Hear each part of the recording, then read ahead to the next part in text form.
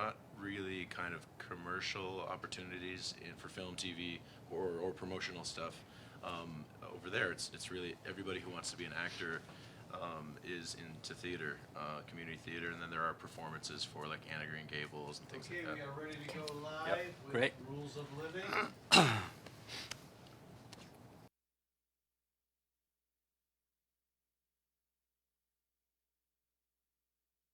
Hello, everyone, and welcome to the Sedona International Film Festival. We are celebrating our 30th anniversary. I'm your host, Carol Kahn, and we are coming to you live on Facebook Live. We'd like to thank our presenting sponsor, Northern Arizona Healthcare, along with the restaurateurs, hoteliers, and the multitude of volunteers who have supported this festival year after year. We appreciate your generosity. And I would like to introduce to you Greg and Jeffrey with your film. Please introduce your film. Hi, everyone. I'm Greg Dale. I'm the director, writer, and co-star of Rules of Living. It's a Japanese film. And my name is Jeffrey Rowe. I'm the lead producer and also one of the actors inside of Rules of Living. It's a heartwarming multicultural dramedy about a Japanese middle-aged woman in Tokyo that has to meet an American middle-aged man to make ends meet. And then hilarity ensues. We call it our Lost in Translation meets When Harry Met Sally. I love the Lost in Translation because that from the very beginning Yeah, was absolutely. very evident. Yep. Yeah. And you did this beautifully. I know in the Thank film you. you were talking Japanese, or you thought you were talking Japanese. Like we all do. We all think we're talking something and it comes out completely different. Yeah. That experience did not happen to me, but all the other experiences, I've had quite a time. I think for the first 5 years I was in Japan, every single day I was surprised by something, whether it was, just tiny things, funny things, touching things. And I think that that's the most amazing thing of being in a different culture. And I think that we're all kind of moving towards a multicultural world.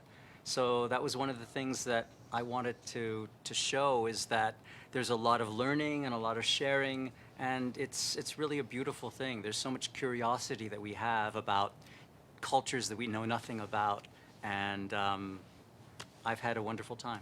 So what was the biggest, was it surprise? I mean, you're right. I know nothing about Japanese culture other than that they're very kind, like when they meet you and how they meet you, and especially how they present themselves. I think it's very honorable. But outside of that, I don't know anything else. That's it. I would be like you talking to that woman, saying something, and then ended up in a hotel room. Yeah. I mean, that's me. Yeah, don't give it away. Don't give it away. No, I'm not.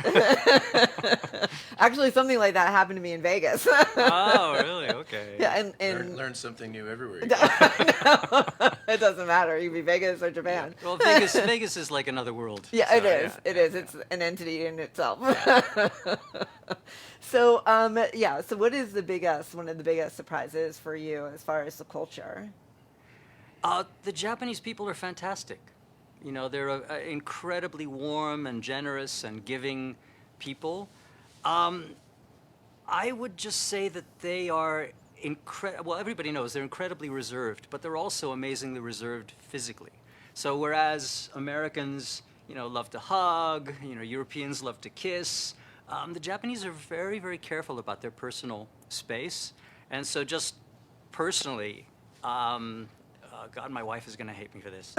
But when I met my mother-in-law for the first time, and went to hug her and kiss her, she turned her head like this, and I got her ear. I kissed her ear, and I think it's been 20 years, and I still kiss her ear. Oh, no. So there's still, but we do hug, and I come from a hugging family, Yeah. so I think that that's one of the things I was talking about, is the beauty of that sharing is now her family loves to hug. And she also has been able to, hug her father, her mother, her sister, where before there really wasn't that much touching in their family. I So think is the that- exact same thing happened with my wife and my family. Right? Went in for the hug and the kiss and got the ear or somewhere around there. Yeah. And that makes you feel uncomfortable because you're like, where do I go from here? Oh, Like, no, what you do I step do? back, you're just like, lovely to meet you guys. Yeah. Just just make it as simple as you can, I guess. Yeah. So the trade-off, though, like when that happens on the other side, like you were saying, your wife and the relationship now with her own parents. Right. Does she talk to you about like that feeling? Because she never had that before, obviously. Yeah, she's thrilled. You know, there's the sense of touch is just one of the most important things we have, and it's something that gets lost in many societies, even as we, pass 8, 9 years old. And in Japan, it really disappears. So I think it's something that's very vital to them. And I know my mom used to go on these, find yourself excursions in Hawaii. And there was a group of Canadians, group of Taiwanese, and a group of Japanese. And the ones who loved it the most were the Japanese because they could just express themselves, in a totally safe environment, which they really can't do back home. That sounded like the start of a joke. I thought he was gonna it's interesting, we were talking about the personal space and how, that's just, it's not common in the families and stuff like that. But if you think about it, we've all seen the videos of Japan, like rush hour time, the people pushing everybody onto the trains, and it's like sardines in a can. I always kind of thought, like, how do the Japanese people feel like they're going to work and they're really close? There is no personal space. Right, you're literally. You have five people plastered five on people your body. plastered like all over you, Yeah. and you just gotta breathe. Well, I think what's really interesting, one time I went to a consumer like show in Vegas, Yeah. and they were showing like I don't know, like these little compartments that you could sleep in, and they were actually like in Japan. So like when you got into that little compartment, Right. I was like, what? It's like, like where a are you? cubicle hotel room. Yeah, like they were like Yeah, little yeah, yeah. compartments that they could There's sleep lots in, of and it was those. just like you feel like you're in a coffin. Like, how do you sleep That's like in our that? film. It's in our film. It's in our film. Don't give it away. Give it away. It's a That's beautiful, what I think. beautiful scene inside our film. It's the rules of life. Exactly. Definitely the rules of life. Don't give it away. Yeah. Well, we have a clip, so let's take a look Okay. at that, and we'll talk some more.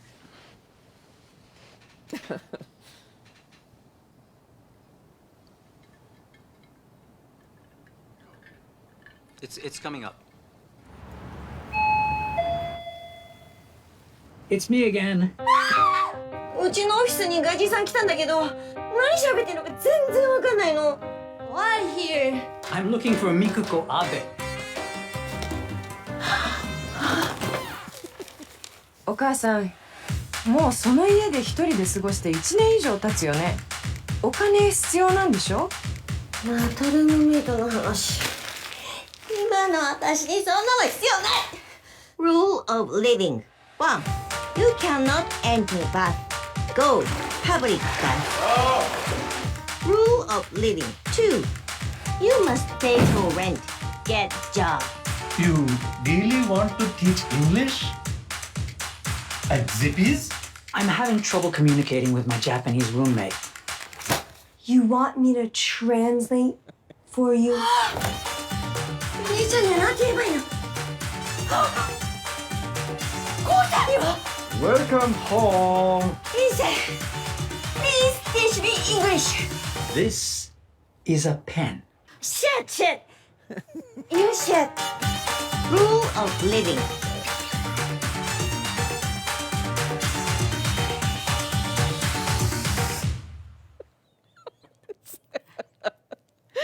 I love this. It's so funny sitting here talking to you. You're just the same. Yeah. It's like, no, it's not even like acting. I it's know. him. I hate to say it. It was not a very hard role to play. No, it's Yeah. you, because your mannerisms, everything. It was just hilarious. And Oh, thank you. yeah, you embody that character where it's you.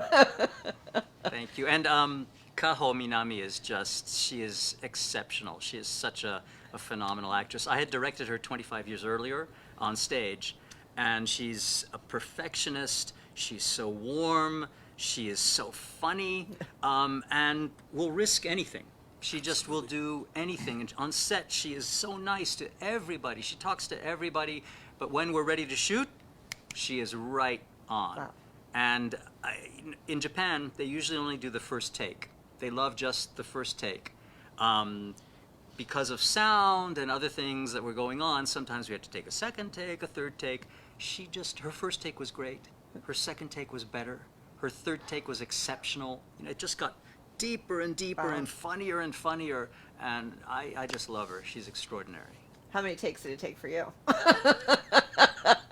Well, he was the director and the lead actor, Exactly. and he was just like, one more. One more take? We had Yeah. about 10 hours worth. I'm just joking, but No. it was. We had After enough. every take, I would run and watch the playback. So I would always make sure that I liked what I had done, and then if I didn't, we would redo it, of course. Awesome. Yeah. And then in the rules of life, is there like a favorite that you have? The rules of living. Well, actually, Rules of living, yeah, sorry. it's. She talks about it in terms of how we will behave together as roommates. So she sets up these ridiculous rules for me as a roommate, and there's a turnaround in the end when I do the same to her, which I really love. But the beauty is that that title also really has a much broader feel. You know, so it's the rules of living. How do we run our lives? Yeah. How do we treat other people? How do we treat ourselves? You know, and what kind of life, what kind of policies do we want to have with the people around us? And so that's what I love, is that I leave it to everybody's imagination what rules of living they want to apply to their own life.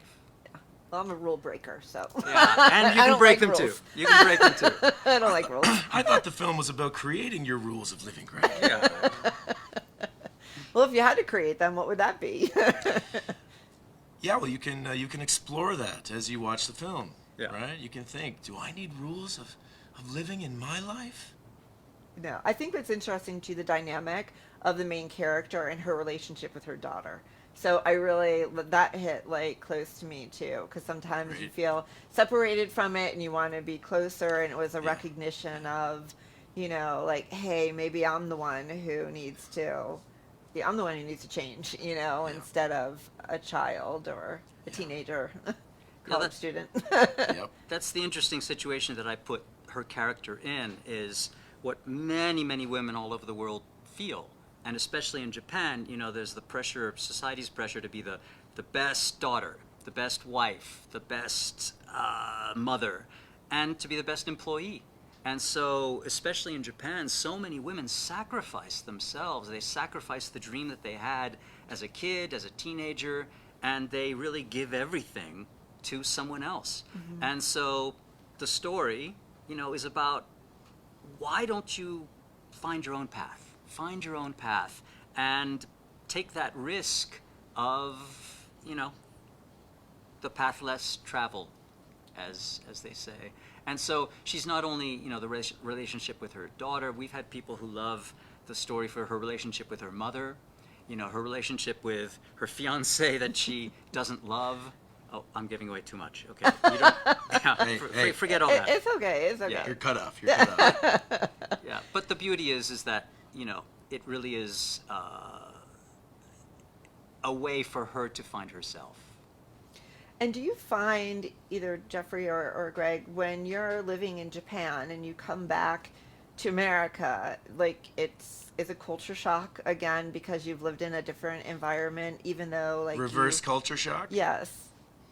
I think, I mean, I'm Canadian, and I think, you know, Canada and the United States are fairly, you know, similar. Most places that I've been to. First time in Arizona, but I mean, I see similarities between where I grew up, small town Canada, and here in Sedona. It's a very tourist town and stuff like that. And I feel when you go to small town, you're used to the people are all friendly and open to conversation and like that. And that's how we felt like ever since we got here. It's just like everybody that wherever we go, like, and I don't need to name names of shops and restaurants, but like every single place we've gone so far, people have been like welcoming. They've been wanting to engage in conversation, and then they ask if we're from around here and say, oh, we're just visiting, you know, for the film festival and stuff. And then they're like, whoa, tell me about your film, and like all this. It's really great. Big cities, obviously a little bit different. I had to fly in through LA before I came here. Met with some friends who used to act in Japan, and you know, you go out and you have conversation with people, and it's very different, right? It's Yes. there, it's Yeah. it's business, and just like you're taking my time, and like stuff like that. So it's just big city in little town, and I'm a It's little very town authentic. boy, and Yeah, it's very Right. authentic here. yeah, Yeah. I'm little town boy wherever I go.